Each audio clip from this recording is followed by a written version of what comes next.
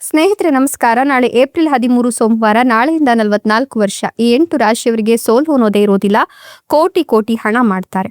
ಮಂಜುನಾಥ ಸ್ವಾಮಿಗಳ ಕೃಪಾಶೀರ್ವಾದ ನಿಮ್ಮ ಮೇಲೆ ಇರಲಿದೆ. ಹಾಗಾದ್ರೆ ಆ ಅದೃಷ್ಟವಂತ ರಾಶಿಗಳು ಯಾವುವು, ಅವುಗಳಿಗೇನೆಲ್ಲ ಲಾಭ ಸಿಗುತ್ತೆ ನೋಡೋಣ. ಅದಕ್ಕಿಂತ ಮೊದಲು ಮಂಜುನಾಥ ಸ್ವಾಮಿಗೆ ಭಕ್ತಿಯಿಂದ ಲೈಕ್ ಕೊಟ್ಟು ಪ್ರತಿದಿನ ದಿನ ಭವಿಷ್ಯ ತಿಳಿಯಲು ನಮ್ಮ ಚಾನೆಲ್ ಅನ್ನ ಸಬ್ಸ್ಕ್ರೈಬ್ ಮಾಡಿ. ಹಾಗೆ ಬೇಗನೆ ನಮ್ಮ ವಿಡಿಯೋದ ನೋಟಿಫಿಕೇಶನ್ ಪಡೆಯಲು ಬೆಲ್ ಬಟನ್ ಕ್ಲಿಕ್ ಮಾಡಿ ಆಲ್ ಅಂತ ಕ್ಲಿಕ್ ಮಾಡ್ಕೊಳ್ಳಿ.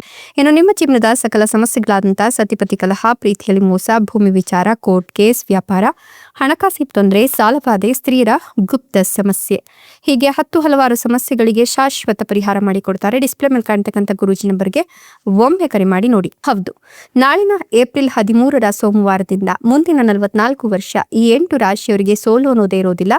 ಕೋಟಿ ಕೋಟಿ ಹಣ ಮಾಡುವ ಯೋಗ ಇದೆ. ಮಂಜುನಾಥ ಸ್ವಾಮಿಯ ಕೃಪಾಶೀರ್ವಾದ ಇರೋದ್ರಿಂದ ಈ ರಾಶಿಯವರಿಗೆ ಅದ್ಭುತ ಸಂಭವಿಸುತ್ತೆ ಅಂತ ಹೇಳಬಹುದು.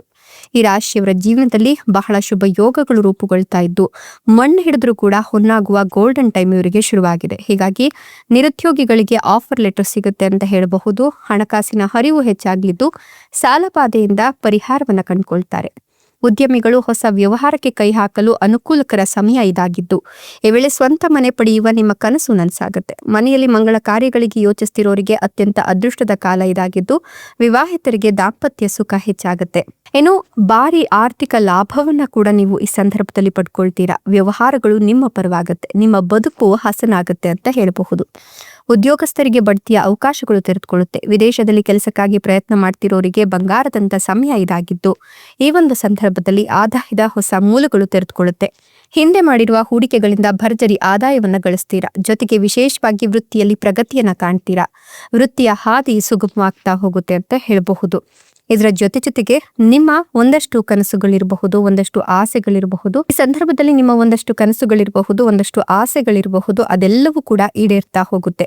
ಈ ಸಂದರ್ಭದಲ್ಲಿ ನೀವು ಮಣ್ಣನ್ನ ಮುಟ್ಟಿದ್ರೂ ಕೂಡ ಹುಣ್ಣಾಗ್ತಾ ಹೋಗುತ್ತೆ. ಯಶಸ್ಸು ಸಿಗುತ್ತೆ. ವೃತ್ತಿ ಜೀವನದಲ್ಲಿ ಹೊಸ ತಿರುವನ್ನ ಕಾಣ್ತೀರಾ. ಹೊಸದಾಗಿ ಮದುವೆ ಹಾಕಿರೋರಿಗೆ ಈ ಸಂದರ್ಭದಲ್ಲಿ ಅದೃಷ್ಟ ಅನ್ನೋದು ಕೈಗೂಡುತ್ತೆ. ಕೆಲಸದ ಸ್ಥಳದಲ್ಲಿ ಕೆಲಸ ನಿಮ್ಮ ಕೈ ಹಿಡಿಯುತ್ತೆ. ಹೆಚ್ಚಿನ ಪ್ರಶಂಸೆಯನ್ನ ತಂದುಕೊಡುತ್ತೆ. ನಿಮ್ಮ ಸಾಮಾಜಿಕ ಸ್ಥಾನಮಾನ ಹೆಚ್ಚಾಗಿ ಧಾರ್ಮಿಕ ಯಾತ್ರೆಗೂ ಕೂಡ ಹೋಗ್ತೀರಾ. ನ್ಯಾಯಾಲಯದ ಪ್ರಕರಣಗಳಲ್ಲಿ ನೀವು ಯಶಸ್ಸನ್ನ ಕಾಣ್ತೀರಾ. ಹೂಡಿಕೆಗಳಿಂದ ಉತ್ತಮ ಲಾಭ ಸಿಗುತ್ತೆ. ಹೊಸ ವ್ಯಾಪಾರ ವ್ಯವಹಾರವನ್ನು ಕೂಡ ಪ್ರಾರಂಭಿಸ್ತೀರಾ.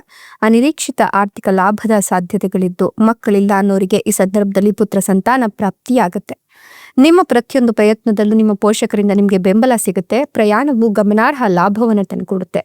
ನೀವು ದೀರ್ಘಕಾಲದ ಅನಾರೋಗ್ಯದಿಂದ ಮುಕ್ತರಾಗ್ತೀರಾ.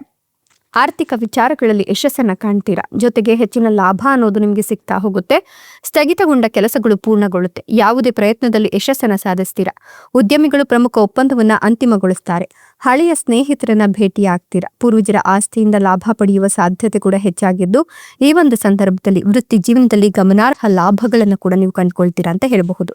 ಇಷ್ಟೆಲ್ಲ ಲಾಭ ಮತ್ತು ಅದೃಷ್ಟವನ್ನು ಪಡೆತಿರತಕ್ಕಂಥ ಅದೃಷ್ಟವಂತ ರಾಶಿಗಳು ಯಾವುವು ಅಂದ್ರೆ ಮೀನ ರಾಶಿ, ವೃಶ್ಚಿಕ ರಾಶಿ, ಧನುರ್ ರಾಶಿ, ತುಲಾ ರಾಶಿ, ಕುಂಭ ರಾಶಿ, ಕಟಕ ರಾಶಿ, ಸಿಂಹ ರಾಶಿ, ವೃಶ್ಚಿಕ ರಾಶಿ. ಇವುಗಳಲ್ಲಿ ನಿಮ್ಮ ರಾಶಿ ಇದ್ದರೂ ಇಲ್ಲದಿದ್ದರೂ ಓಂ ನಮೋ ಮಂಜುನಾಥಾಯ ಅಂತ ಕಮೆಂಟ್ ಮಾಡಿ. ಧನ್ಯವಾದಗಳು.